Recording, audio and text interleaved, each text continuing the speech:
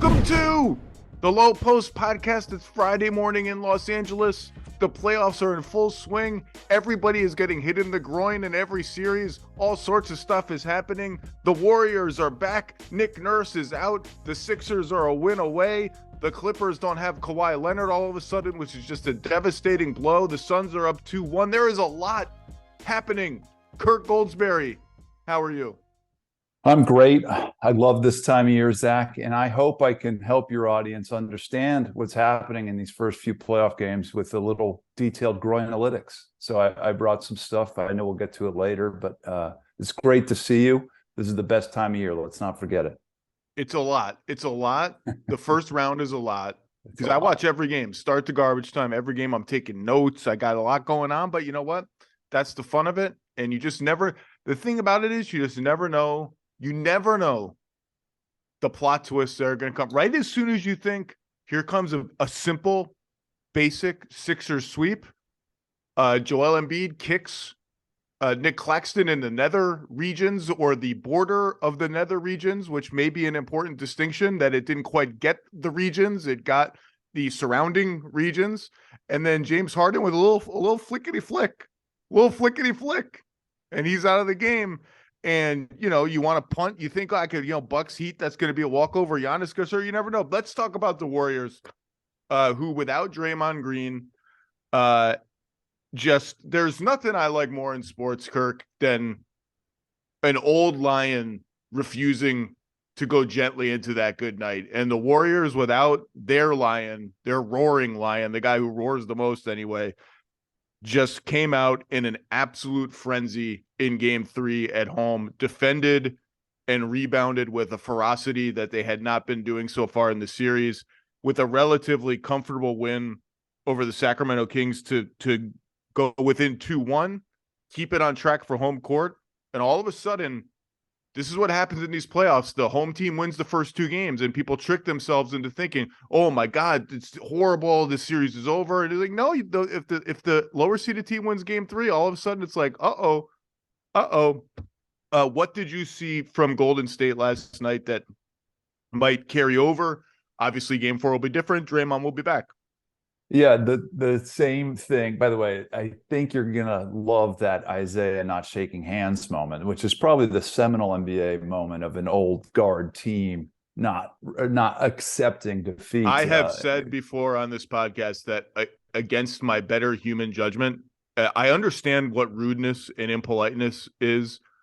11-year-old me loved it when the Pistons walked off the floor. I was like, that is some badass, like, we don't even care. We don't care how it looks. We are the bad boys. Bad boys, of course, back in the news this week with one bad boy suspending Draymond Green, in part anyway. Okay, what'd you see from the Warriors? Yeah, what did I see? I saw defensive life, and I saw sort of an extension of a theme, I would say, Zach, that this team is really hard to understand, or it isn't. And what I mean by that is, like, they suck on the road and they're good at home. They lose on the road and they win at home. But the reason they won game 3, I think, was defensive life. They were swarming and playing classic Warriors defense, forcing turnovers, scoring in transition. But the thing I would say to my Kings friends is, they missed a ton of open shots. And one of the definitive stats for me came from our researcher, Matt Williams, who said they shot 6 for 27 on wide open 3-pointers, which is when the closest defender is 6+ feet away. That's 22%. That's their second worst 3-point percentage on wide open threes. Out of 44 times they've had 20 of them. The only game worse was game 2. So one theme of the last 2 games is Sacramento has had more chances to score a lot of points. And that low number we saw last night, the nerds might chalk it up to a little bit of shooting luck. The hot take artists might chalk it up to not being clutch on the road, not being ready for the moment. Whatever it was, Sacramento had good looks, and they just didn't make them. If they did, we're talking about a different story today. But that's the breaks when you shoot a lot of threes. Yeah, the Warriors are treating Monk and Herter with a different level of urgency than they're treating the other shooters. Even Harrison Barnes, their old friend, who seems really amped up for this series. Oh, yeah. And he's got Clay on him a lot, even had Steph on him on some cross matches, because the Warriors are putting Wiggins on Fox, especially with GP2 out last night. We didn't even mention GP2 was also out. And he's like relishing Harrison Barnes as the chance to bully those guys a little bit, but they're okay with him shooting above the break threes. They're like shooting the gap on pin down actions for him. They're kind of sloughing away from him at the nail. Terrence Davis, they didn't care about him shooting threes at all. Fox, they're mixing in some going under screens against him a little bit. So those guys are going to have to make more shots. Keegan Murray has been a ghost in this series, which is very like he's a rookie. I said in previewing the series with David Thorpe, I can see a scenario where his minutes start sliding to Davion Mitchell or Malik Monk, and that's exactly what's happened. But he's going to have to show up. And boy, they hunted him on defense too last night. Steph was searching him out every possession. By the way, you just take it for granted, like, oh yeah, of course Steph showed up with just like a ho-hum 35-point whatever game when their backs are against the wall and Draymond's not playing. You just don't take it for granted, man. The dude showed up. Clay hasn't had a big game yet. I thought maybe Clay would have one of the Clay games last night. That's coming. That would scare me if I were a Kings fan. The Clay game is coming. But it was like a Joe Lacob dream last night with the two timelines coming together. I think probably the most consequential Moses Moody game ever for the Warriors. Just massive minutes from him. Kuminga came in and after a shaky start, played really, really well, had a couple of challenges at the rim. And DiVincenzo, he's not part of the two timeline thing. I got tired just watching him fly around the floor, throwing himself into rebounding scrums, getting steals, getting deflections. It was a really just all out urgent effort, which is frankly what you would expect from a champion with its backs against the wall. Now they get Draymond back, and I assume they're going to start the same starting lineup they've used all season when healthy. We'll see what other tweaks they think they've discovered in this game going forward, though. But great effort by the Dubs. Yeah, and I think this series, like you said, I love that point right off the top. Every year in the first round, we sort of forget the cadence and these premature narratives sort of win over this first weekend. But this could go 7 games. The Warriors could win 4 in a row. I do think you hit it right off the top. Without Draymond Green, without Gary Payton, they had their best defensive performance. And they held the Kings to 97 points. And I already said that the Kings probably should have had more points and missed some threes. But now those guys come back. And if it's 2-2, Zach, all of us, I don't remember who you picked in this series. I picked the Warriors in 7. But if it's Warriors in 6 for me. Yeah. So both of those are still in play.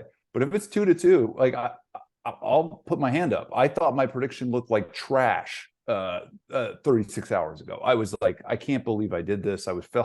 But now here we go. And if game 4 goes like this, I really think the Warriors will have the upper hand because that championship experience, the coaching, the tactics, and the feel for those big moments all points to the Warriors if they can win game 4.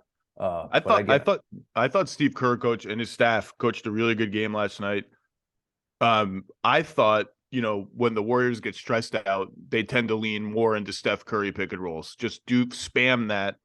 And without Draymond, that was going to be harder. Draymond's his go-to screener. And in fact, they didn't do that. Steph ran 28 pick and rolls last night, which is like an average, above average, slightly above average amount for him in a game, and probably average or below in a heavy minutes game. And they just kind of varied it up. They ran the Clay pin down game. They isolated a little bit, like I mentioned before. They had DiVincenzo kind of run into some pick and rolls, or someone would throw him the ball as he was curling around a screen. That worked out really well. They altered Steph's substitution pattern a little bit to get him with the second unit, which I liked. And a lineup I'm keeping my eye on for game 4. I mentioned it before Draymond's suspension. Steph, DiVincenzo, Clay, Wiggins, Draymond, which barely played at all in the regular season. And given the Warriors' search for balance and spacing and lineups that can space the floor and have only one non-shooter, but can also hold up defensively, that's a group I like, and it's a group I'm keeping my eye on. Game 4 is going to be awesome. I love a game 4. I love a good game 4. It sets the tenor for the entire series. Like, either it's going to be, okay, the Warriors need a massive comeback, this might be over, or, get the cowbells or the cowbell apps on your phone ready, and Sacramento's going to be crazy. And and the Kings all of a sudden have to deal with some pressure now, which is great theater. Yeah, and Dante, led the team in assists last night. I think he was second in rebounds, doing the dirty work. And so I think he deserves the 26 minutes he got. He's been one of the better bench options for Steve Kerr. It certainly was last night. So I wouldn't be surprised. Moses Moody, you mentioned, played one of the better games he's had. Game 6, Clay. I like that prognostication too. There will be Thompson. And we don't know when and we don't know where, but that 3-point makes column, there will be one of those that has 5, 7, 9, some crooked number that just puts them over the top. And that hasn't happened. Like, to your point, I love that as well. That could be a Game 4 thing. I like Game 5 because you get that cliche stat at the beginning of Game 5. It's 2-2. So many teams, this percentage of teams who win this. I love that. Give me Game 5. I hate that stat. That's the same for every game. Here's the stat. Whatever team wins any game is more likely to win the whole series. Do you know, here's one for you, Kirk. I looked this up. Teams that win Game 7 of a 7-game series 100% of the time go on to win the series. It's really remarkable. It's one of those dumb opening producer stats, Tim Gorrigan, if you're listening. Yeah, I hate that stat. I hope that came through. But yeah, that stat, I don't know what it is, but we'll see it a bunch this postseason. It is like 79% of the time the team that wins this game goes on to win the series. But anyway, yeah, I think my bottom line with the Golden State Warriors, Zach Lowe, is the same it was coming into this playoff. This team has trouble with defense and depth. That trouble sort of manifests at most on the road. That's played out so far in this series. The depth looked better at home. The defense looked better at home. Let's see if they can do it again in Game 4, and then things get real fun going back to Sac for what would be an incredible Game 5. Any Kings thoughts, adjustments, tweaks? Dude, like I said, I think I'm feeling good. I feel like the coach of the year, Mike Brown, congrats to my friend Mike Brown, well-deserved. But when I look at these numbers and I look at the tape of Kevin Huerter's shots, Keegan Murray's shots, Malik Monk's shots, Davion Mitchell's shots last night, and together, I'm going to do the quick math, they were like 3 of 20 from 3 or something. That's not good. That's like a shot luck loss, as the nerds would say, a shot quality loss or whatever. I don't feel they need to change much. They look like the better team in the series so far, and I would not overreact to what we just saw with one of their worst shooting nights of the season. Yeah, I'm happy with where they are if I'm them, despite what happened last night. The Warriors are actually +6 overall for the series in scoring margin. Now, it's been a very even series. They're just going to need Huerter to make shots. I mean, Huerter is getting good looks from 3 and missing them. He's making his shots from 2. They're going to need a bigger game from Sabonis at some point. And I realize that the Warriors have 2 incredible post defenders and rebounders in Draymond and Looney. And my God, I smacked the table like Windhorst. I got to work on my Windhorst hand gestures. Like one of these, like these. He's got them all. Yeah. We went 12 minutes or something without talking about Kevon Looney. And I think he had 9 points, 9 assists, and 20 rebounds last night. 9 assists and 20 rebounds. Yeah. And I wrote this about Looney a few weeks ago in 10 Things column. First, early in his career, he was the guy who never played. He had hip issues, leg issues, nerve issues. It looked like this guy just going to be a lost cause health-wise, sadly. Then he comes back, and he's an Iron Man. He plays 82 games now, 2 years in a row. And he was kind of like a central casting unsung hero. He just does the dirty work. He knows his role. The stars do their thing, and he sets the screens and gets the rebounds and hits people. He's the cliche, doesn't show up in the box score guy. You know what happened this year? Started to show up in the box score. Yeah. He's one of the best offensive rebounders in the NBA. He's routinely getting like 5 and 6 assists in games. Just they are not dead in the water, but treading water and struggling without Kevon Looney this year. It's an awesome story for a career that looked like it might fall apart early, and now he is like not almost as much a part of the Warriors' DNA as the foundational stars. Yeah, I remember always game planning against the Warriors and looking at their rotations, and Kevon would always start the game and often play just 5 minutes and then sit the rest of the half and then repeat that in the third quarter. His minutes were never that high. I was just looking it up, Zach. Last night, I don't know if it's his career playoff. I'm guessing not. I'm just looking at the top of my head, but he played like 30 minutes last night. That's not what we normally would expect. But next man up, do your job, all that Belichick stuff. He did it. And you're right to call him out. They needed him to be better than just the sort of second big. He was the primary big for that team last night and was great and in that sort of promoted role. The Kings have largely defended really well in the series. They slipped a little bit last night, but not disastrously so. They were still pretty good. A few more mistakes here and there, but I thought they've been fine defensively. I do wonder if they will just start Monk over Murray at some point in the series, given how things are going. But I don't see. I might let Fox just go one-on-one a little bit and see if he can do damage that way with Wiggins, or maybe go the other way sometimes to see if they can switch him onto a worse defender and then go one-on-one, kind of like the Warriors were doing against Keegan Murray. But and the Kings have been doing that against Jordan Poole, who doesn't look quite healthy. But I think this is going to be a great series, and Game 4 is going to be a great game. Let's pivot east. You ready to pivot east to the Groin Fest?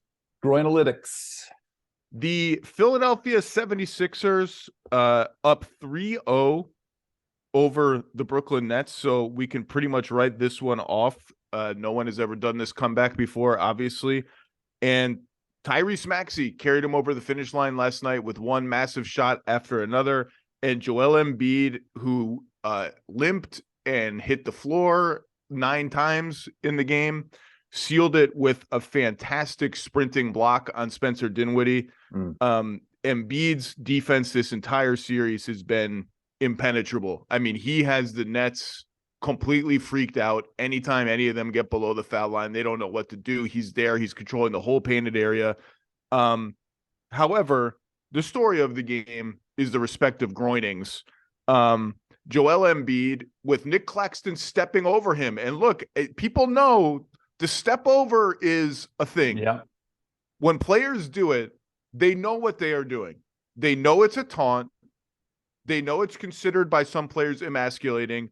They know it is likely from a fiery personality to draw a response that may teeter towards violence. Well, 3 minutes into the game, that's exactly what happened. Nick Claxton, who just appears to straight up hate Joel Embiid. Like, God, Nick Claxton, by the way, no one's going to talk about this, got his ass thrown out of the game in a must-win game for mean mugging Embiid for like 9 straight seconds, to the point that the referees had no choice but to tee him up, and he already had one technical. One of the dumbest all-time ejections in a must-win playoff game that I could, not that the must-win, it's not like the Nets are doing anything, but they had to win the game if they had any hope. And Embiid kicked up and hit Nick Claxton he might have missed by 4 inches into the thigh area, the thigh-ish area. Yeah. I don't know what the medical term for the non-junk, as Charles Barkley said, groin is, maybe just groin, and was assessed a flagrant foul but not ejected. Let's start there. I have reached the point where I just don't know what merits an ejection and what doesn't merit an ejection anymore. The NBA is there. Monty McCutcheon's coming on NBA Today shortly, and he's going to talk about unnecessary and excessive. And from what I understand, excessive can be linked to the result. So if that kick with the same level of power and speed hits the you-know-whats, it's excessive. Yep. Because it missed the you-know-whats, it's not excessive. And I guess that makes some logical sense. There are parallels to that in the criminal justice system, but I honestly thought Joel Embiid should have got ejected. There have been ejections for groin hits before. I remember all the way back to when Ray Allen uppercutted Anderson Varejao in the playoffs and got suspended for a game. The league will look at this. It's 10 o'clock Pacific time. I don't think any news has come across yet. I don't think Joel Embiid is going to be suspended for Game 4. My guess is that it stays as is. We shall see. Did you think he should have been ejected? I kind of thought they were going to eject him, and I would have been okay with Joel being ejected for that. I have a sort of different spin on this, and to put it in a parlance of our times of podcasting, use the promo code Risky AF if you lose your cool and lash out like this, because now you're gambling. You're gambling with your eligibility in these games. There's no rubric here, as you pointed out, and there never will be a set of bylaws that sort of perfectly portends what Even going back to Draymond, which I think changed the way they legislate this. Draymond kicked Steven Adams in the groin 2 separate times in that series, did not get ejected for either one, I don't think, and did not get suspended for sure for either one. And now they take it more seriously because of that. But it's like, I don't know what the hell to do with all these precedents. I don't know if the playoffs should have a higher standard for ejection and suspension, at least suspension, than the regular season. I'm beginning last night when Embiid did not get ejected and Harden did, which to me was astonishing. I couldn't believe they ejected Harden. Yes, I said to myself, is this what NFL writers and analysts started to feel like when they no longer understood what the definition of a catch was? Like, that was in my notes. That was in my notes. I had that exact analogy because it's like, dude, these are so important. It's so fundamental. But dude, I had that exact thing. My point here is, I don't know. Like, I don't know what the rule is. My point is that if you mess around with this unsportsmanlike conduct in front of Tony Brothers or Scott Foster, God knows what's about to happen to you. And so I think the best policy, easier said than done in the heat of the moment, is to keep your shit together, to keep your cool. I mean, put my Spurs hat on, be like Tim Duncan. Don't lose it, man. And it's to me like, and I'll put Embiid in this camp, and I'll put Draymond in this camp, and Pat Bev. It's always the same dudes. There's an illustration in my book of Draymond kicking Steven Adams in the groin because it was such an important moment. It sort of encapsulated that. Here we are talking about it 5 years later again. I think the thing I would say is that when you visit these sort of border towns of sportsmanlike or unsportsmanlike behavior, now you're tempting the sheriffs to do something to you. And that's putting you and your team in a really bad position. And I think the Claxton example you brought up is a perfect one. You can't do that. It's not worth that. The step over, I don't care. Like, JJ Redick, if you want to take a hard stance on what should and shouldn't be, that's fine. What did JJ say? JJ, I think, argued that Draymond shouldn't have been ejected. And again, I don't know what the bylaws. Draymond should have been. I totally disagree. Draymond 100% should have been tossed from the game. I people think Sabonis should be, and I'm just like, what are the rubrics? Enjoy Monty McCutcheon and ask him what the rubric is. Well, ask him what these unnecessary, and what's the other word? Exaggerated, excessive. Yeah. Figure that out for me, and ask him where he gets his bow ties. So again, it's 10:24 a.m. Pacific. Here's my guess, my educated guess, and we can grade my educated guess whether it's good or bad in a few hours. I think Embiid is not suspended for Game 4. Surely the Nets will argue that he should be. We'll see what happens. I don't think he will be. But could be wrong. I like 80-20 would put my confidence level on that. Yeah. And I don't think I actually also don't think Harden's flagrant 2 will be rescinded. Or downgraded rather. They could downgrade it to a flagrant 1, which has all sorts of like flagrant points, the Draymond Green Memorial flagrant points rule implications for the Sixers as they move forward here, which they will. They're going to win the series. My guess is everything will just stay the same. Everybody will move on from it. The NBA will send out a red alert. Please stop kicking and hitting and flicking in the groinal area. Let's just not do it anymore and move on from there. I do have one point. I would love to ask Zach Lowe this for your listeners. If I stopped both of these plays and I said one of these is going to get this player ejected, Embiid laying up, yeah, that's my problem. It's like, okay, everybody would say that, but you're telling me James at least has plausible deniability on that play. I'm not saying I don't know what his intent was, but dude, that's what the flagrant 1 is for. It's like, hey man, never do that. Don't do that. Here's an extra punitive foul. I'll tell you this. I was in my hotel room watching the game live last night, and my initial reaction was I sat back from and said, "Oh my God, he's going to get ejected, and the Nets are going to win this game." And all of a sudden, this series is like at least a little bit sideways. And then he didn't get ejected, and the Sixers won the game, and the series is over. So here's my Sixers question: 3-0 Sixers. 3-0. This has been a goofy series with the Nets doubling Embiid all over the floor every single game, on the catch, before the catch, sometimes playing with no big man on the floor. They've largely mothballed Sharp after game one. And Embiid, through 3 games, has 60 points, so 20 a game, 15 turnovers, 5 a game, and 12 assists, and only 24 free throws, which for him is low in 3 games. The Sixers have, who were the most prolific free throw generating team in the league in the regular season, have a free throw rate in this series that would have ranked dead last in the regular season. So this scheme, by taking the ball out of Embiid's hands, has reduced the Sixers from the most prolific free throw team to the least prolific free throw team. And yet their offensive rating for the series is 117 points per 100 possessions, which would have been number 2 or number 3 in the league. A lot of that was built up in the first game when they shot the bejesus out of it from 3. They've been a little scattershot in the next 2. So here's my question. Sixers confidence level, higher after 3 games than it was entering the playoffs, or lower after 3 games than it was entering the playoffs? I'll answer higher, but let me riff on it. I think this first 3 games, obviously can't complain in a series they need to get through, but this playoffs, Zach, from the time the bracket sort of started to take shape, was always about round 2 for this team. So it's cool after 3 games.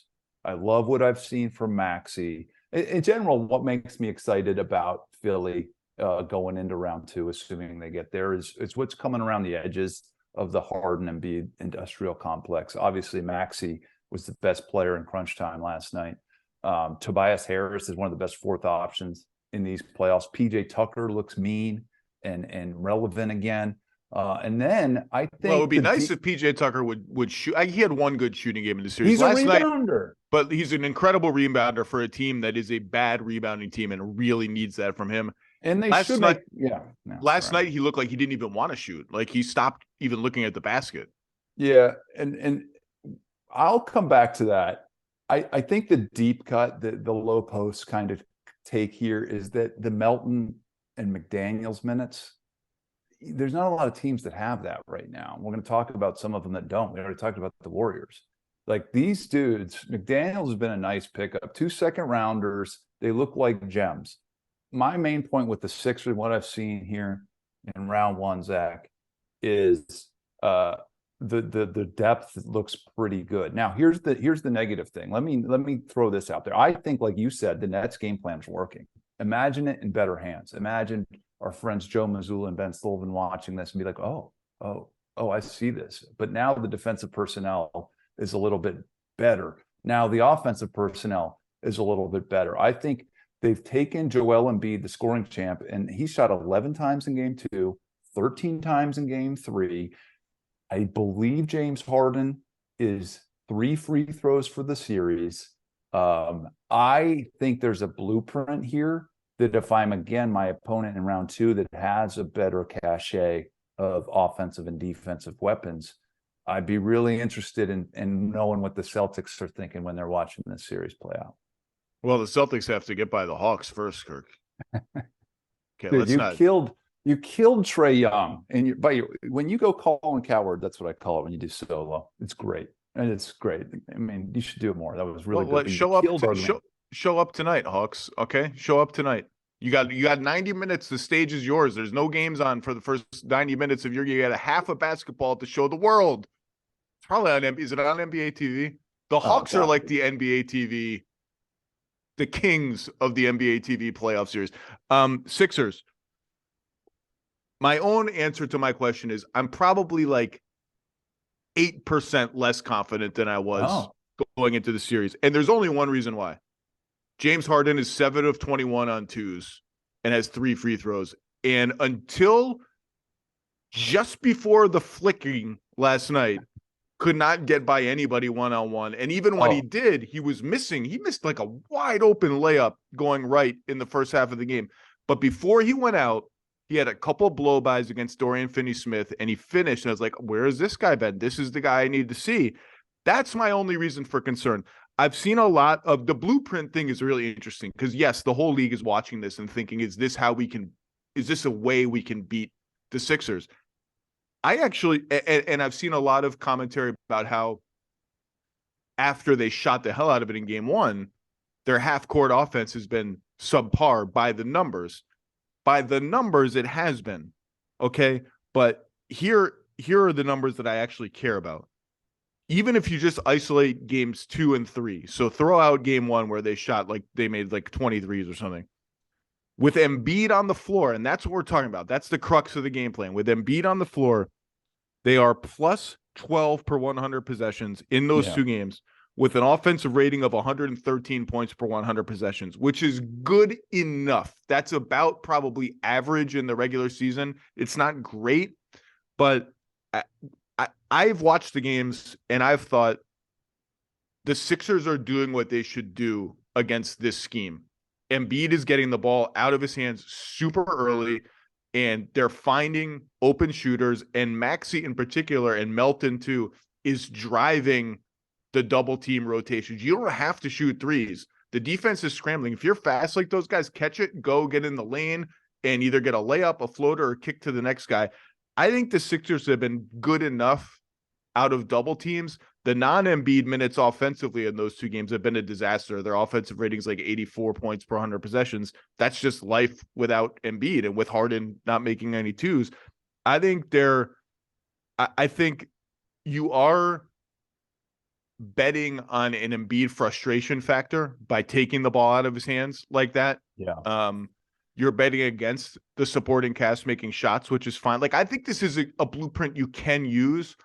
I don't think even the Celtics are good enough defensively to use it for entire games because to me, they've picked it apart fine. And I actually like that Embiid is like, I'm not, when he's forced it is when it's actually worked the best because he forces it. He drives into traffic. He turns it over. When he's just getting the ball out of his hands, they're getting good looks. And I think you just have to keep doing that. If you're Joel Embiid, as frustrating as it is, if teams do that, the other one more note is with Embiid is if you look, I know one thing that's frustrating the Nets is the second chance points of the Philadelphia 76ers. I think it's 18-4 on average. They're killing them on the glass. And but when you play no big guys and you're one big guy you're playing mean mugs his way out of the game, you're going to give up offensive boards.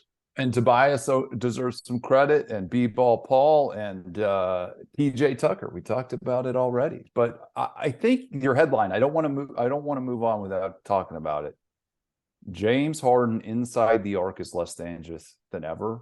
I think making him a driver is another part of this game plan. If he doesn't have that step back three, this dude is a pretty limited scorer. He can't finish in traffic anymore. That's not happening. And I think you were right to call that out. And again, I come back to round two. Now it's Marcus Smart. Now it's Malcolm Brogdon. Now it's Derek White out there. It's not going to get easier for James Harden, assuming we're going to get the second round matchup. I think you and I both want to see. The Hawks are going to have something to say about it, Kirk. Let's not be. No, you killed them, man, not me. Jeez, NBA TV stuff, the Trae Young defense. So you mentioned slander. Doesn't slander have to be false or something? What's the legal definition of slander? That's like the Dominion voting systems thing. Oh, stop. Harden as a driver is really interesting because if you watch Celtics Sixers film, the Celtics now we haven't seen a whole lot of Harden and Embiid pick and roll in this series because it's been unnecessary. Just throw the ball to Embiid and get a double team. And in fact, if I'm a Sixers coach and I'm thinking about this, I like when they forego any sort of screening action, just throw the ball to Embiid with Claxton on him. And that way the double teamer is a smaller guy. If I get a switch before, it opens up the possibility that Claxton becomes the double teamer and he's bigger and gets in the passing lanes a little bit more. But we haven't seen the Harden and Embiid pick and roll. And if you watch Boston Philly, they'll throw about 10 different looks at that. The Celtics will. Yeah. And the defining goal of all of those looks, whether it's switching, switching, rotating, helping, crashing the paint, is we are not giving Joel Embiid open 12-foot jumpers. We're just not giving him that shot. That's like rule number one. You're not getting that shot. Sometimes you will because you're amazing and Harden's amazing, but we're just not letting you feast on that. And part of that strategy is giving James Harden a little bit more room to drive than you ever would have given prime James Harden. Bringing the help rotation at the rim a little bit later, a second later than you would have 5 years ago, to see if he kind of takes the bait and goes for it instead of having the pocket pass available for Embiid. So Embiid's guy will stay a little closer to home, let Harden drive, and see if he can finish over help late. I think that's going to be an interesting cat and mouse game. But yeah, Philly's been fine. If this is what Harden is, I don't think they can beat Boston and Milwaukee, assuming Milwaukee advances in back-to-back series. Yeah, it's a tough road, and then you got to wonder about the long-term vision of the team. But I just want to say a quick note about Joel Embiid and his live action free throws that have helped him get to the scoring title. It's one of my favorite little quirks of his game, is just that face up and how he is. But you're right. I haven't charted that, but I should. Is like, how many of those does he normally get in a game? He shoots 20 times a game. I'm guessing 6 or 7 of them come from that sort of free throw area. But with the doubles there, he's not even getting that look. Real quick on the Nets. Nice recovery on the Durant trade. Yeah, Mikal Bridges has been fantastic. I think the number one option has kind of worn on him a little bit. His efficiency is wavered up and down. Great first game, second game pretty good. 9 of 26 in game 3, I think. Cam Johnson's been awesome. A lot of their best offense in this series has been running Cam Johnson off screens because PJ Tucker's been on him, and PJ can't really keep up that well with a quick shooter like Cam Johnson. They have several of their picks are out the door via the Harden trade, 2.0, I guess. But they have picks coming in the door from Phoenix, Dallas, and Philadelphia. And there's been a lot of like, what should the Nets do? They have these interesting pieces. They got a bunch of long wings. Mikal Bridges' trade value will never get higher. A couple teams offered like mega packages for Mikal Bridges. Would the Nets tear it down further? I don't know what they're going to do. My guess would actually be no. And the only way they would trade Mikal Bridges, or the most likely way they would ever trade Mikal Bridges, is in a package for a superstar, if that's what it took. I think the Nets are more likely to try to be competitive, and that will probably take the form of keeping Mikal Bridges and sort of the attitude of, hey, look, we don't have to really tear down. We don't want to. We did that already. It's unpleasant. We have an okay team. Let's try to be a little better than okay next year. We have all these picks from other teams. We're kind of wagering against their futures long term. I would anticipate the Nets just sort of stay the course-ish unless a big opportunity presents itself. I'll go one step further. I just told somebody around that team that I love their team building situation. They have all the contemporary types of role players that make the modern NBA what it is. Claxton has emerged as this prototype front court player, and then all the 3-and-D wings you would want. And if I'm a disgruntled superstar somewhere in the National Basketball Association, let's say I'm a good playmaker, dude, yeah, imagine playing in New York City. I got 3-point shooters. I got rim protection. I love where they are. And I'm glad you said that. And that's exactly sort of what I was saying to them, is like, and you have enough assets, a pretty good war chest to get something back in return if somebody does ask out. So I actually like their pieces. I think Mikal Bridges could, ceiling-wise, be like a Chris Middleton player. Give me totally agree. Second option on a championship team. I think he's going to be an all-star. Yeah, I love him, and everybody loves him. It's not a hot take, but dude, yeah, I think you're exactly right. Look where this team was at the trade deadline. It was a mess, and now I think they are set up to build something successful going forward. Now, they still need a guy. I don't think Mikal Bridges is going to be the guy on a great team, but he can be probably a number 2 guy on a very good team. And I agree with you. The Nets are sneakily well-positioned to be a star hunting team. We don't think of them like that, even though they signed these stars in free agency and it all went kaput pretty fast. I think they're going to have their eyes and ears open for sure for big mega trades. Let's pivot and go to Suns Clippers. The Suns with a sometimes a little bit dicey game 3 win. The headline, of course, is that Kawhi Leonard, your old friend from San Antonio, was out of game 3 with a knee sprain. He will be listed as day-to-day going forward, according to Woj. Once again, I thought the Clippers but I thought the Clippers were massive underdogs with Kawhi Leonard and without Paul George. Anything can happen in one game, but I thought the Clippers are probably drawing almost totally dead without both of them. And to their credit, for the Clippers are minus 14 for the series in 3 games. So like minus 4.75, 5 a game. With PG playing 0 of the games and Kawhi playing 2 of them, I think their effort is to be applauded. I think they've been really good. Their physicality is clearly bothering Durant, although it also resulted in 46 free throw attempts last night. And they've been in all these games and crap. I mean, they were like a Bones Highland in and out 3 from having a shot to at least play the foul game reasonably last night. By the way, Bones Highland, tip of the cap to Bones Highland for just being like, yeah, I'm only playing really because of injuries. Give me the ball. Where's Chris Paul? Where's the point guard? Bring him to me. I want the point guard one-on-one. Do you know who I am? I am Nashawn Bones Highland.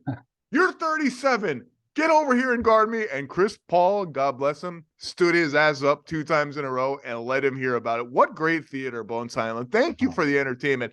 Could not be happier with how the Clippers have played, despite the fact that they're down 2-1. My question for you is, we're now, 11 games into the Durant era in Phoenix. This series has been just a mid-range jump shooting exhibition with some offensive rebounding thrown in game 3. How has this looked to you? They were my pick to make the finals out of the West before the playoffs, just almost kind of by default. And Denver has looked really, really good through the first 2 games. We're not going to talk about them today, Nuggets fans, because they play tonight. There's no point in talking about a series that is going to happen in like 8 hours. What is your temperature take on the Suns? I call them the Maricopa Mid-Rangers, and I hope we can get that to stick, the Mid-Rangers of Maricopa County. But I do think that's the signature thing. There's 2 signature things. I'll start with their shot selection because it is so old school, and it's awesome because it's unique. They made 25 2-point jumpers in game 2, the most by any team, regular season or playoffs, since 2015. That's a lot, and it's classic that they did that. It's also the most made 2-point jumpers in a playoff game. But that was because of the Zubac drop stuff it's gotten a lot of airtime. I don't want to dwell on that too much. The other big signature thing, though, when I'm looking, one of my 2 headlines about the Suns, obviously the shot selection thing. The bench is so thin, dude. And they are so fragile. Well, you call it, you had a better word on your podcast the other day, vulnerable to injury. I worry about what's happening. I think last time I was on your show, we talked about who the 5th person on the Suns team was. That's Torrey Craig. Yep. We've seen that. Okay, Zach. So my question is 6th, 7th, and 8th guys. They haven't been great. Okogie, Shamet, Biyombo. They're losing those minutes in the series. And that's, I guess, the second big headline. And we knew this when they made the trade. Is this team deep enough to do this? So far, if there's a red flag right now, it is that. It is the depth. The shot selection, I think they can survive it. You know why? Because Kevin Durant and Devin Booker and Chris Paul break the math, the conventional analytical dogma that you can't do. Well, when you're Kevin Durant, you shoot 58% from the mid-range, that dogma goes out the window. And Devin Booker looks like the best player on the team right now, and Kevin Durant's on it. These shots Devin Booker is making. I mean, there's been some rainbow jumpers. There was the one falling out of bounds in the right corner last night with the shot clock winding down. His shot, I've said it before, that dude is just a killer, an absolute killer. And you know what I loved about it last night is his jumper wasn't going in. He shot 11 times in the first quarter, and his jumper wasn't going in early.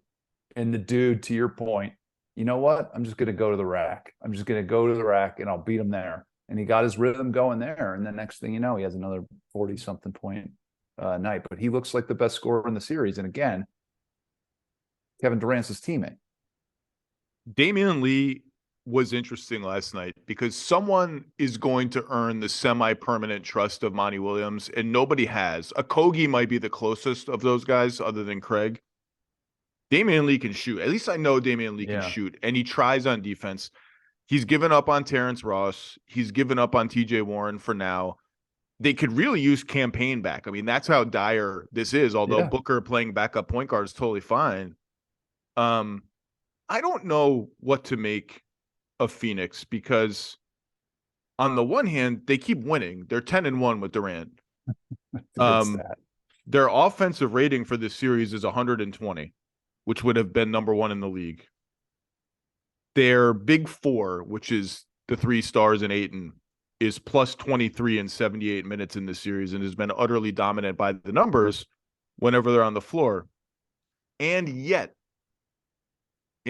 forget the depth is one thing. And like, I don't care if you want to be blind to like, these dudes are playing 45, 43, 40 minutes every single game. That is going to take a toll. This is to win the championship. You're at 100 something games, like 100 games. It's going to take a toll.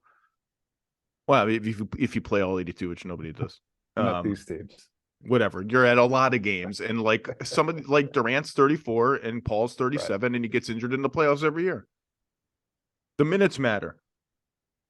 Monty Williams said after the game, I don't know if you saw the quote, kind of half joking that KD is an expensive decoy on their team. Did you see that? I didn't see it, but that's a great line. It honestly is starting to worry me a little bit how just station to station and slow the Suns offense is.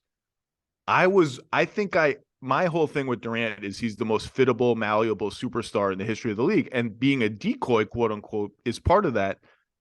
I underestimated the growing pains of chemistry that they would have. It just doesn't look good, but the results are gangbusters. And so I don't quite know what to think. There were a couple plays last night that I wish they would dial into a little bit more, where on one of them, I think Durant came up from the right corner, ran around a pin down from Booker. So the 2 stars are already cooperating in a high speed play, and then took a handoff from Ayton. So it's like bang, bang, staggered screen, handoff, double team on Durant. Ayton slipped, floater, boom. Later in the game, same kind of concept. Booker from the left corner comes off a Chris Paul screen into, I think, a Biyombo handoff, and Booker got a switch with Mason Plumlee, drove, beat him, floater. Like, just give me a little more juice, a little bit more like KD screening for Paul over here, Booker over here. It just needs a little more juice. And I think Durant will be less of a decoy. And like, I don't think Kevin Durant wants to sit there being a decoy. I think he wants to be a little more involved probably than he has been. But the chemistry issues are just, it's been a little, there was a play, I think it was in the first quarter, like 7.5 minutes to go, where Booker and Ayton ran a side pick and roll, right? No one was on their side of the floor. So the empty side pick and roll. They came up pretty aggressively, doubling Booker. Ayton was wide open on the roll. 100 times out of 100, Devin Booker's job is to hit DeAndre Ayton for a dunk or the defense collapses, whatever. He looked at DeAndre and was like, I don't know. He swung it to Chris Paul on the weak side. Chris Paul caught it and like looked at Ayton, was like, I can't go there. Durant's sitting there in the right corner, like freaking PJ Tucker, but awesome. And Chris Paul looks over to him, kind of half passes. Durant's not ready for it. Torrey Craig is between them, and Chris Paul passes the ball to Torrey Craig instead. But Torrey Craig is cutting back door, and the ball goes out of bounds. It's like, it's not there yet. But the scary part is, there are little signs here and there that it could get there, and they just keep winning. So I don't know what to think, man. I don't know what to think. I'd say just like the Philly series. I mean, especially since Kawhi is missing time, and I hope he's back because I love watching him and Kevin play against each other. Obviously, everybody does. This is always going to be about the Nuggets series, assuming they get past this. But we talked about this last time, and we were talking about our doubts about the Suns, and I think I called it a science experiment. I wish I would have come up with a chemistry experiment, but it's not there. They're not fully formed. They've played barely any time together, and now they're going to go try to win a championship, and not many teams have been able to ever do that in this league. I think the biggest thing to watch is you have Chris Paul and Kevin Durant. I'll give a pass to the Devin Booker and DeAndre Ayton because they're in their 20s, playing 40-plus minutes. And it's one thing in the first round when these games are spread out, although this series they haven't really been. But once we get to the Western Conference Finals, they're playing every other night. in these insanely intense games. I mean, if I told you, like, what are the odds that they both get through something like that? Unfortunately, it's not 100%. And I think that's another fair concern with this team. It's the familiarity and it's the durability. Are they built for war, quote unquote, as these games get more intense and more dense on the calendar? Credit to Norm Powell, who had 42 on incredible shooting. Credit to Russ, who made shots, made threes. Also, I thought he was going to take Zubac's head off with the ball on some turnovers, but that's neither here nor there. Where's this defense been from Westbrook over the last 5 years? The word I keep using for him is fury. He is playing with such a fury. Like, and walking to the locker room with fury. This guy does it. He's using it on fans. He's kicking people out. He's yelling at guys whose kids are eating popcorn. I don't know if it's Durant being on the other team. I don't know if it's like everyone doubted me and this Clippers team took a chance on me and I'm going to just go all out. Like, the fury is just leaping off the screen. I mean, the refs are letting them play and they're beating the hell out of the Suns, and the Suns are learning to live with it and getting to the line and countering it. But like the physicality, Gordon, Russ, they're pushing Durant's touches like far out on the floor, getting up and under him, bumping him. Like it's rugged out there. I didn't see how many he had last night, but one of the quintessential sort of views in my head of Westbrook in the series is fighting over a screen, coming back to one of these mid-range shooters and blocking their shot or disturbing their shot from behind, which is saving them because the drop coverage of whether it's Plumlee or Zubac is just out of position to contest one of these Illuminati mid-range dudes. But yeah, dude, I can't. I love watching Westbrook. People think I hate Westbrook because of the numbers and all that, but no, I love him. He's one of my favorite players to watch in person because the fury. He just jumps off the screen in a way that no other player does.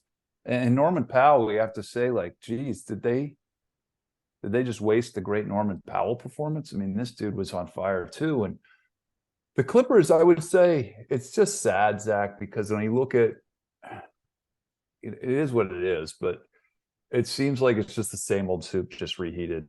We discussed this team in March on that same playoff preview stars podcast we did on the West. And in the oceans of numbers available to both of us, we both zeroed on the same thing. Why should we believe in the Clippers? Well, if you look at the numbers when Kawhi Leonard and Paul George are on the court, they can beat anyone, and the numbers back it up. Well, here we are again, and neither of them are available. And you just hope that they can get one or both of them back, because this series is not over. If Kawhi's playing in game 4, absolutely dude, not. Yeah, I wouldn't be comfortable if I was a Suns fan. If Kawhi is playing game 4, the series is I mean, maybe not a toss-up because the Suns have home court advantage and Kevin Durant and Chris Paul and Devin Booker, but it's a series. I mean, Kawhi has been that good in this. He's been the best player in the series when he's played. And in game 3, one note for Suns haters is they had the 4 highest played players in game 3, and they won by 5 points. And look, and if he can't come back, you saw the trickle-down effect. Marcus Morris gets back in the game, and the Suns are going to go at him, hunt him down every time. Bones Highland, they're going to hunt him down every time you start having to double team. And then the Clippers finally resort to playing 5 guards at the same time, which kind of threw the Suns for a little bit of a loop. If they do that again, step one to me is I'm putting Ayton on Russell Westbrook. Ayton was on Terrence Mann, and it was the same thing where, like, my big man is half in the corner, half in the lane, not sure what to do. It's the same thing with Gobert in the playoffs. I'm putting him on Russ. I'm saying, like, centers guard Russ plenty. You guard Russ. Yeah. You stay involved in the play. And I don't think they'll be caught off guard by that again, but just a wild game down to the very end. And you just hope Kawhi plays. All right. Did you go? Or no, you were watching on TV. Watching on TV. Watching on TV.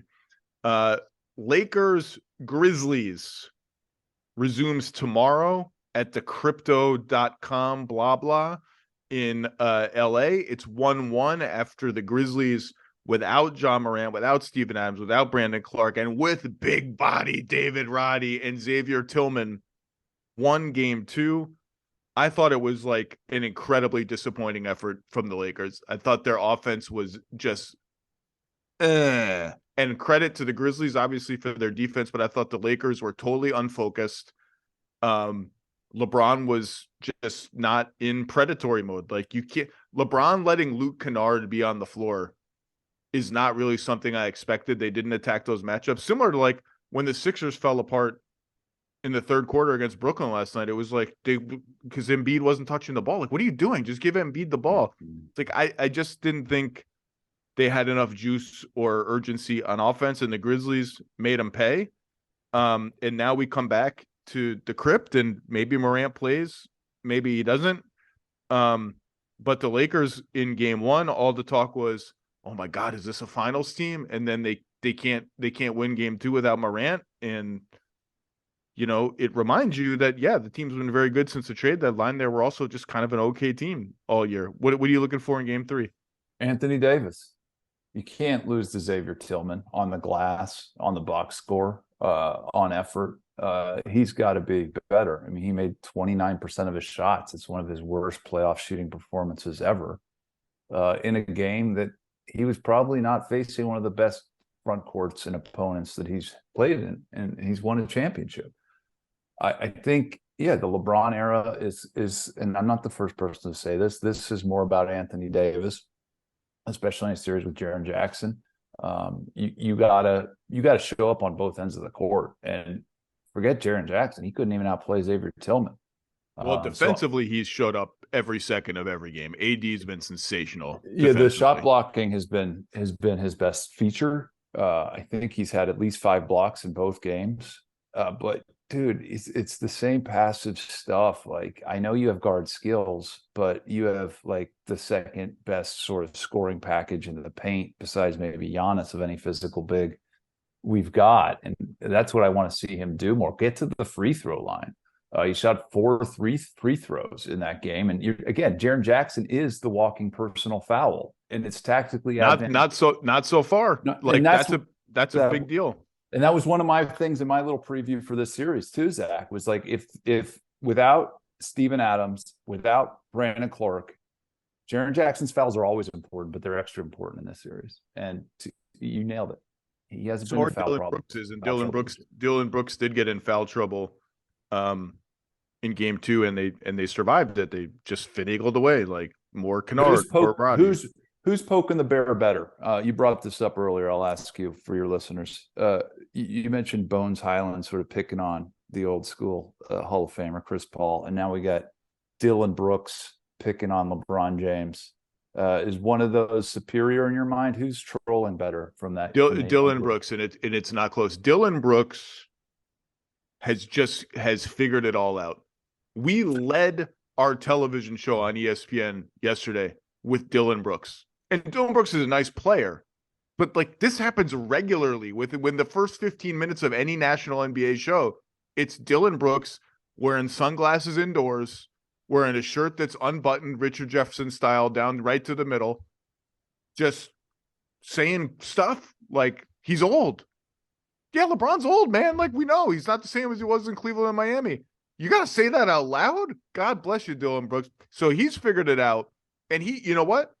He backs it up. Like, he is not afraid of anybody. He will body you up from baseline to baseline. He will get all up in your jersey. He'll rough your ass up. And if you score on him, he doesn't care. He's coming back to do it again next time, and he'll talk right in your face after you score on him. And on AD, one of the reasons one of the things I thought the Grizzlies had going for them as a tool in this series was if Brooks is on LeBron, they can switch the LeBron AD pick and roll because AD can shoot over Dillon Brooks and he'll make some shots. You can't move Dillon Brooks very effectively. You can't just bulldoze Dillon Brooks in the post. And that happened in game 2. Dillon Brooks stood him up a couple times. And you want Anthony Davis to shoot jump shots. Sorry, Lakers fans. If I'm game planning against Anthony Davis, it's sort of like Russell Westbrook. Anytime, or Giannis Antetokounmpo. There's many all-star players that I would say this about. If I'm game planning, or if I'm a fan in the gym, and I'm watching that guy rise up for a 16-footer, that's a good moment. I don't care if it goes in or not, because I know the numbers are on my side, and that's much better than them going toward the basketball hoop. But yeah, that's a great point about Brooks. One thing I'd say in our context about growing analytics, are they able to bait him? Another great skill of veteran players is to use that sort of mania against the younger player. We talked earlier how there is a Clay moment coming in this Kings series. Dillon has crossed the line many times himself. I wonder if there's going to be a moment where the Lakers use. Well, he got GP2 airborne last year in the playoffs, and the Warriors said straight up, "It's a dirty play." Didn't he have a groinalytics? I don't know. Doesn't he have a groinalytics episode? I feel like the Grizzlies and the Suns are staying at my same hotel or in the same hotel complex right now as me, and I feel like I need to wear a cup just navigating my way to the studio, just in case I come across Dillon Brooks or Chris Paul, or someone's just gonna be, oh, there's that guy from ESPN, bam, and I'm on the ground. Flagrant 2. Where's Monty McCutcheon? Lakers.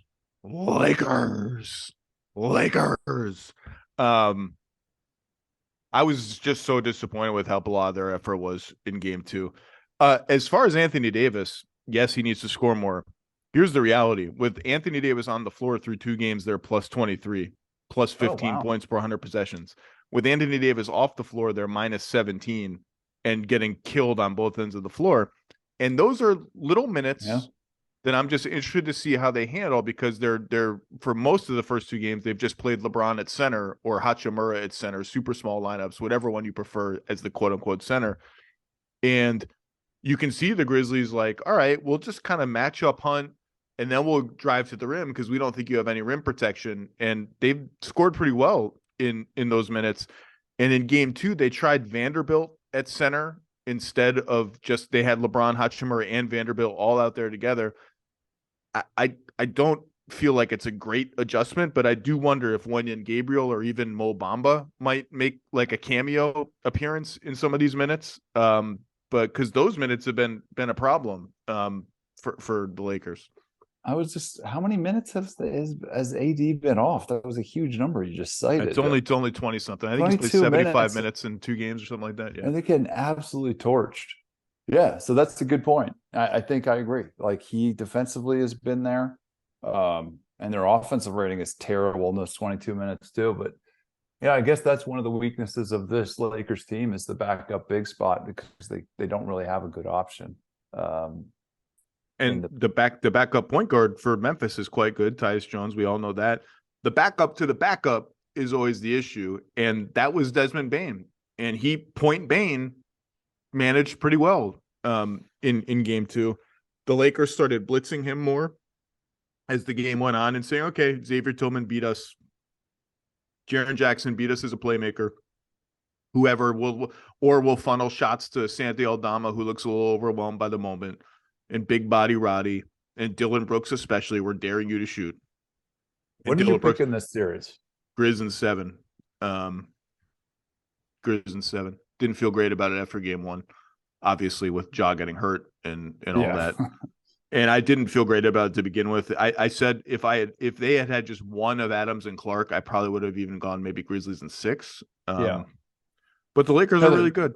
But Adams is, again, like, we talked about this, but the Adams injury is showing up here. I think the only team with more second chance points than the Sixers, who are absolutely blasting the Nets on the glass, is the Lakers. And to me, that has nothing to do with Jaren Jackson or Tillman. This is Steven Adams not being out there. He is that guy. He is the consummate rebounder of contemporary basketball. So I think that's right. I would have picked the Grizzlies in 5 or 6 games if they were whole, because this was one of the best teams in the league. But without Clark and Adams, they're no longer that beast, especially in the front court. Yeah, people think the Memphis Grizzlies are a good offensive rebounding team. They're not. Steven Adams is a great offensive rebounder. He is a one-man offensive rebounding team, and that dimension kind of disappears. I think Jaren Jackson's been great the whole series. Is just everywhere. Okay, that's it. Lakers, Grizz. Real quick, the Raptors, after being mum for a couple weeks or a week, I don't know, I've lost all track of time, since their elimination at the hands of the Bulls in the play-in tournament, maybe the most disappointing team in the entire league this year for me, have fired Nick Nurse.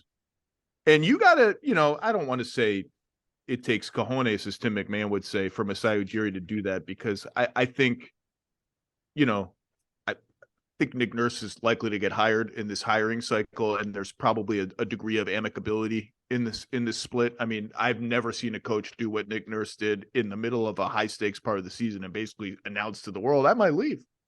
Just FYI, we got like 3 games left. We're just fighting for our lives. I also might not coach the team next year. But Masai Ujiri is now fired a coach of the year and the coach who won the only championship in franchise history. And Ime Udoka is reportedly a candidate for the Raptors job, a leading candidate, perhaps. Nick Nurse is a fantastic tactical coach. I mean, it's there's no question about that. Nick Nurse is a really good coach. This just felt all season to me like the whole thing had run its course. The style of play, let's get all these 6'8" dudes and switch and have not enough shooting and not enough rim protection until we get Pirtle. It had gotten stale. The offense was just so stuck in the mud because they just had too many of the same guy, the burrowing, dribbling, half spinning, big forward tweener guy. And there just wasn't enough room for all those guys to be on the floor at once. And you just heard enough rumblings that things were just too, I don't know what the right word is, not tense, just unsettled there. And I think it was just time. Now we have to see who they replace him with, and they have major decisions with, Fred VanVleet's a free agent. Gary Trent Jr. can be a free agent. Jakob Poeltl, they'll probably re-sign him, having just traded for him, but he can be a free agent. Pascal Siakam, if he makes All-NBA, which I think is unlikely, would be up for a supermax, I think, but he might be up for an extension anyway, and an Obi extension. I don't think this team's going to look the same next year. I think there will be at least one sizable personnel change in the rotation. I don't think there's going to be a full-scale rebuild. There's not a lot of evidence that the Raptors have an appetite for that as an organization. The one time they did kind of go for the tank was just this incredible confluence of circumstances where they weren't even playing at home and they had just all the incentive in the world to pull the plug in Tampa. I don't know. What was your reaction to this? Were you surprised, or was this a foregone conclusion in your mind after that press conference? I mean, nobody's surprised, right? If you're in our business, you've been hearing about this rumor for months, like you said, and there's even a rumored destination out there. And it's been just one of those things that's been in the ether. I wasn't surprised. I mean, it is noteworthy that after Casey, now Nurse, that Masai has moved on from 2 coach of the years and now the coach that won them a title not that long ago. And 4 years ago, it's really not long ago. You don't see this that often. Yeah, demonstrated, like you said, he's one of the most innovative coaches of the modern game with X's and O's, and sort of brought back zone concepts that we hadn't seen at this level in a long time, and made them work on big stages. He's not going to be unemployed for long. That's my note. I do think that one of the things you said is also a big thing here. It might have been a separation that both parties were sort of looking forward to. I don't know that, but that's something I'm reading into a little bit. And just like when they hired Nick Nurse, Adrian Griffin's sitting there in Toronto, and there's smoke around Ime Udoka, and it seems like there's no shortage of candidates for that job either. It's a strange situation. The team just didn't work this year. Just didn't work. And the other thing I'd say, Zach, is Toronto is not in a vacuum. They're in the Eastern Conference, breaking news. But the Eastern Conference is not exactly easy right now. And coming out of the East, if you're looking forward in the next 3 years, you got to think Milwaukee and Boston are going to be there. And Cleveland looks built to last. And somebody like Philadelphia could be there for a while. And even the Knicks, it's not easy. And what they're looking at with this current group, it's hard to picture them getting back to the top of the mountain without some changes. A lot of the offseason will depend on the playoffs, right? A lot of the offseason for some of these teams will depend on how they play in the playoffs. The whole thing could look a little more muddled in a month or two. And you're right. There's a very coherent argument for, let's just see what we can get for Anunoby, see what we can get for Siakam. Maybe we keep Anunoby because he's younger, whatever. And build this thing around Scotty Barnes and, whoever else we draft this year. And they traded a 2024 pick, I think, top 6 protected for Pirtle, and wait out the Milwaukee, Boston, Philly triumvirate and try to rise again when they're falling. There's some logic to that. But again, like, they had that same dilemma during the height of the Kyle Lowry, DeMar DeRozan, Serge Ibaka, et cetera era. And they never tore it down. They kept going for it and going for it and going for it. And they lucked into a Kawhi supernova season and trade. And so I think this team values, at least to me, when I've talked to them, they value being relevant and decent and good and taking shots at it. I would be a little surprised if they went just the full on rebuild around Scotty, go to the bottom route. But look, anything's possible, I guess. I mean, there is a certain logic to it. Yeah. And Nick, to his credit, will be a candidate all over the league, every team with an opening. And one of the more interesting things I have my eyes on in the next couple of weeks, and I think we talked about this a few weeks ago, is there's going to be some very disappointed teams and owners, as there always are in the playoffs. But you're looking at teams like the Clippers, the Suns, the Sixers. Not all these teams are going to the conference finals, and all of them. How about the Heat? They all have big time expectations. We haven't talked about Milwaukee, Miami, because it's just been, you just don't know what to take away from any of this, right? Like, Giannis plays 11 minutes, he goes out, the Heat win. Hero breaks his hand. The Bucks make 9 million threes in game 2. They win. You're kind of waiting for the series to settle into, like, okay, these are the guys who are actually going to play. This is the series. This is how it's going to look. But I mean, Windhorst has talked about this. The Heat are absolutely a team to watch in the offseason. And I don't even know what direction that could go in any number of directions, depending on how this plays out. But they're always aggressive. They're aggressive. They're going to be in the conversation for any star to put alongside Jimmy Butler and probably Bam. But what if they went the other way? I don't think they would. But we'll see how the series goes. What's the other way? I didn't pick up on that. The other way is, like, what could we get for Jimmy Butler? Oh yeah, no, I think all options are on the table. Again, I keep thinking. And to be clear, I don't think Miami is going to do that, even if they just get rolled in the next 3 games. That's not how they operate. Spo even said before game 2, Jimmy is us, we are him. We're a perfect fit. We like to fight and yell at each other and get angry and blah blah blah. I'm just saying. You gotta. I'm going to make that vacuum point again, because the East is the new West. That's one of the sort of macroscopic trends of the last couple of years. Is when we were doing this 10 years ago, it seemed like the Western Conference had 6 of the best 8 teams. Remember, we'd look at the 7 and 8 seeds and the Eastern Conference playoffs and be like, who are they? Why do I have to watch these teams on NBA TV? It seems like the top of the East is the cream of the crop now.